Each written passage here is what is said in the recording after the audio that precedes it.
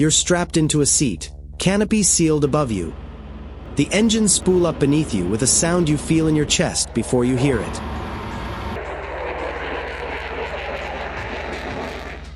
Then you pull back on the stick, hard. And in less than 2 seconds, your body goes from feeling completely normal to feeling like it weighs 9 times what it did a moment ago. This is what it actually feels like to fly an F-22 Raptor through an extreme maneuver. Not the version you see in a trailer, but the real, physical experience most people will never come close to understanding. Here's the basic physics. 1G is what you feel right now, sitting still, normal Earth gravity. Fighter pilots in hard maneuvers regularly experience up to 9 Gs, meaning the force pressing on their body is 9 times their own body weight. If a 200-pound pilot pulls 9 Gs, their body, and everything inside it, suddenly behaves as if it weighs 1,800 pounds. Their arms feel like lead. Their head, which normally weighs around 18 pounds, suddenly feels like it weighs closer to 160, making it nearly impossible to turn or even hold upright without deliberate effort.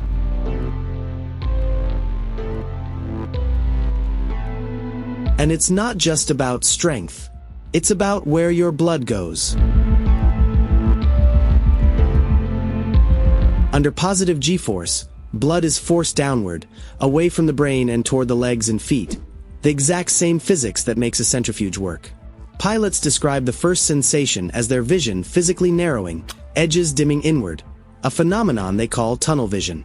Push further, and the picture fades entirely to gray, a gray out. Push past that, and the pilot can lose consciousness completely. It's called G-LOC, G-force-induced loss of consciousness. And in a fighter jet, seconds of unconsciousness can be the difference between recovery and disaster.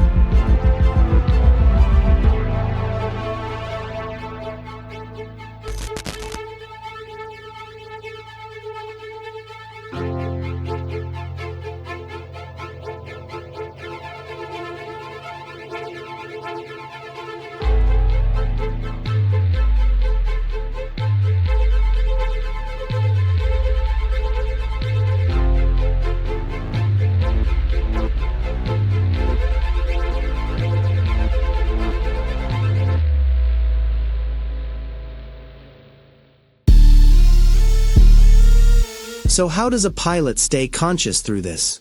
Partly through a technique called the anti-G straining maneuver, deliberately clenching the muscles in the legs, abdomen, and chest while performing controlled, forceful breathing, almost like a sustained grunt from deep in the diaphragm.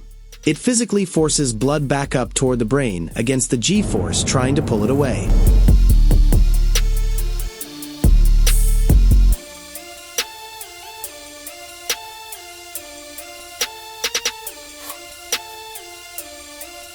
Technology helps too.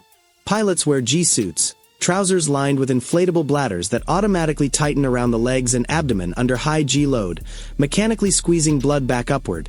The same basic principle as the straining maneuver, done by the equipment instead of muscle alone.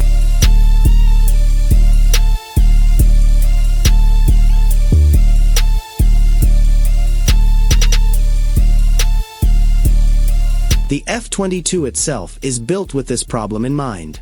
Its ejection seat is reclined at an angle specifically engineered to reduce the vertical distance blood has to travel from the heart to the brain. A design refinement that, combined with modern G-suits, is part of why F-22 and F-35 pilots can sustain a full 9 Gs with less physical strain than pilots flying older generation aircraft.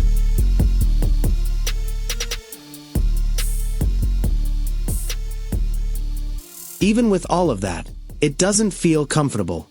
It's not supposed to.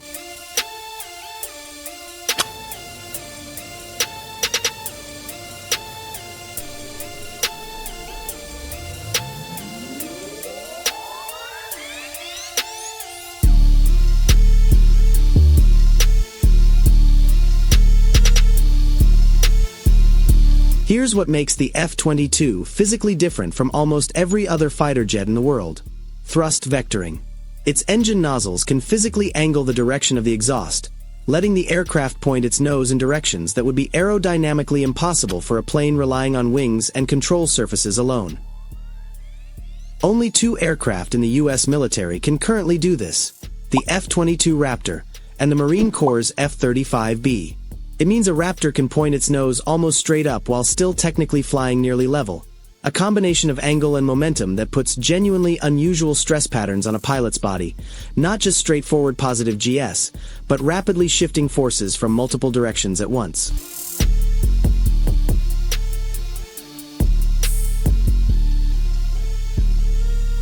Pilots describe these maneuvers less as flying in the traditional sense, and more like being thrown by the aircraft.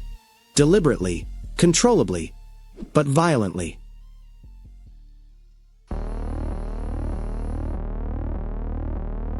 Colonel Robert Novotny, a former F-22 pilot who commanded the Air Force's weapons school, described it to IE spectrum in blunt terms.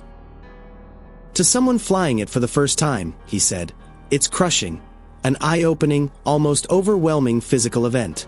But with repetition, the body adapts. Frequent flyers develop a genuine physiological tolerance. Resting blood pressure shifts, the cardiovascular system adjusts, and combined with training and equipment, pilots learn to function through forces that would otherwise be disabling. That tolerance isn't accidental. It's trained. Pilots go through centrifuge training, spun at increasing G-forces in a controlled environment specifically to teach their bodies to recognize the warning signs of an oncoming gray out before it happens, and to practice the straining maneuver until it becomes automatic, not something they have to consciously remember mid-maneuver. It's also worth noting, the physical stress isn't limited to going up. Negative GS, sudden nose-down maneuvers, push blood toward the brain instead, and can cause a different kind of disorientation entirely.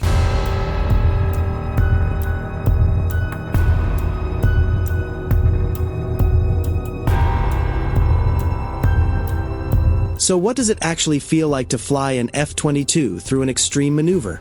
It's not just speed, and it's not just adrenaline.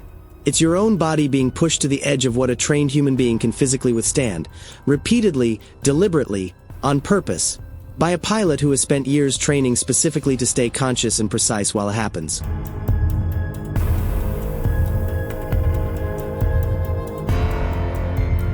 The jet is capable of forces the human body was never naturally built to handle. Which means, in the end, the most advanced part of the whole system still isn't the aircraft. It's the person flying it.